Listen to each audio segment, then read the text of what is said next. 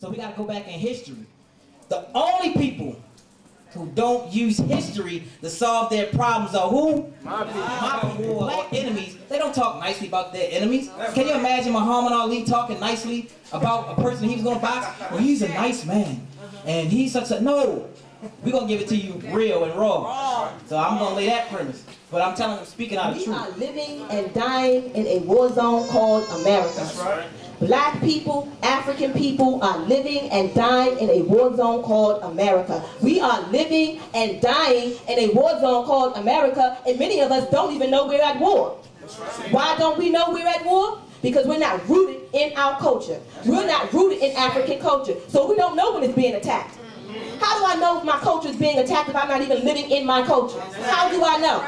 That's right. How do you know when your culture is being attacked? How do you know when your spirit is being attacked if you're not living out what is your spiritual experience? How do you know? So we are at war, and many of us don't even know it. Many of us don't even want to talk about it. But we are at war. That's right. We have replaced our spiritual connection and replaced it with a disconnected spiritual concept, a European concept. And that concept is based on materialism, individuality, based on control, based on domination, based on destruction, and based on death.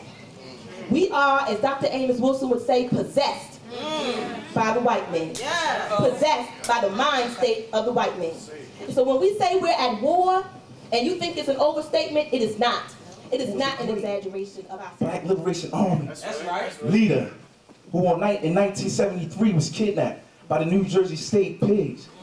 So I named myself in the spirit of freedom fighters, in the spirit of those who love black people. So that's who I am today. Ifa Tolo, when y'all heard the name, Ifa Tolo basically means one who is great, one who is wealthy, one who is in honor. And it comes from the Yoruba tradition. And I now come before you as an able and well-bodied, conscious African who is locked and loaded for liberation, who is locked and loaded for a change in our community.